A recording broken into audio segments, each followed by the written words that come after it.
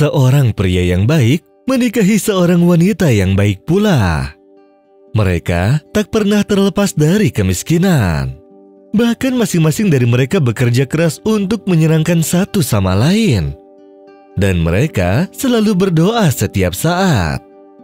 Setelah 1 tahun menikah, pasangan itu dikaruniai seorang anak yang cantik. Dan 4 tahun kemudian, mereka juga memiliki anak kedua yang sangat tampan. Namun pada suatu hari, ketika sang ayah sedang berada di dalam masjid untuk menunaikan ibadah sholat, dirinya meninggal dunia dalam sholatnya. Dan naas, setelah beberapa bulan dari kematian sang ayah, sang ibu pun juga meninggal dunia dalam sholatnya. Sehingga mereka berdua pun pergi meninggalkan kedua anak mereka, lalu paman mereka pun memutuskan untuk membawa mereka dalam pengasuhannya, karena anak-anak itu sudah tidak memiliki kerabat lain.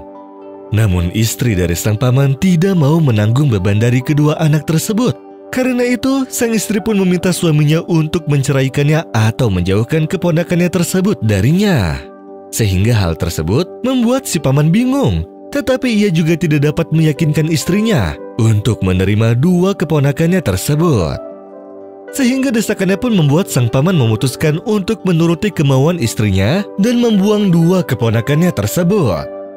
Karena ketakutannya akan mendapat celaan dari banyak orang atas perbuatannya pada 2 keponakannya, pikiran jahat pun timbul pada dirinya untuk membawa anak-anak saudaranya tersebut untuk ditempatkan hidup-hidup di dalam sebuah rumah pemakaman keluarga yang berada di dekat rumahnya, di mana jenazah ibu dan ayah mereka dikuburkan di sana. Kemudian ia pun menutup tempat kuburan tersebut, lalu meninggalkan mereka berdua yang masih kecil tanpa belas kasihan. Sehingga hal tersebut membuat kedua anak tersebut menjadi sangat ketakutan dan sesak bernafas. Dan setelah 4 hari, belum ada satupun orang yang tahu tentang mereka berdua. Sampai pada suatu waktu ada seseorang yang dimakamkan di pemakaman tersebut. Dan setelah upacara pemakaman, orang-orang di sana mendengar suara anak-anak berbicara dan menjerit meminta tolong. Sehingga mereka pun terus mencari sumber suara, sampai akhirnya mereka pun menemukan anak-anak tersebut di dalam sebuah rumah kuburan. Mereka pun mengeluarkan kedua anak tersebut dan melaporkan kepada pihak yang berwenang. Setelah itu, orang yang melakukan tindak kriminal tersebut ditangkap dan ditanya mengapa dia melakukan perbuatan jahatnya tersebut dan mengapa dia tidak menempatkan mereka berdua di panti asuhan. Padahal pelakunya tak lain adalah paman mereka sendiri yang telah tega menelantarkan keponakannya. Kemudian para petugas pun bertanya kepada anak tersebut, bagaimana dia dapat tinggal bersama dengan adiknya selama 4 hari tanpa makanan atau minuman. Dan anak itu pun berbicara dengan kata-kata yang menggetarkan hati.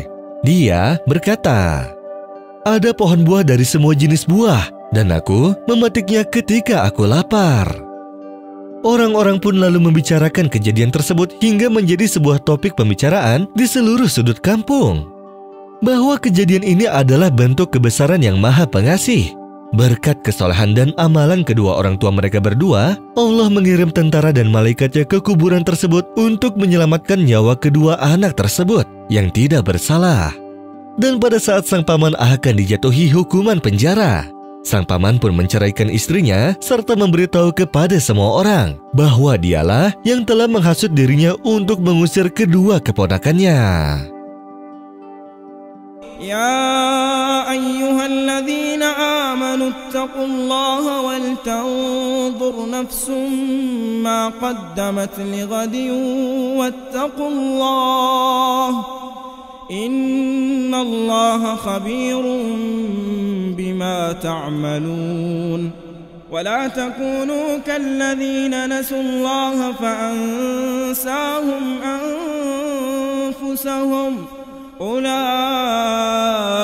هم الفاسقون لا يستوي أصحاب النار وأصحاب الجنة أصحاب الجنة هم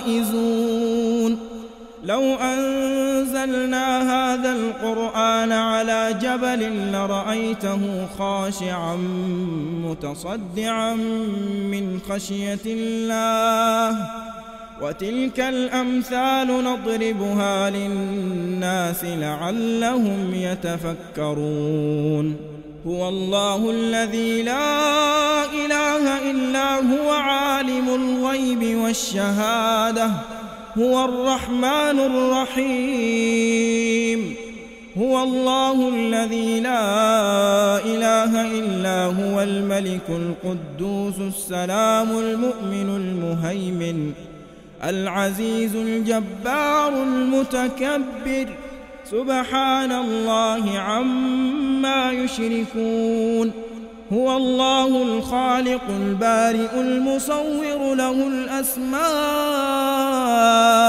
الحسنى يسبح له ما في السماوات والأرض وهو العزيز الحكيم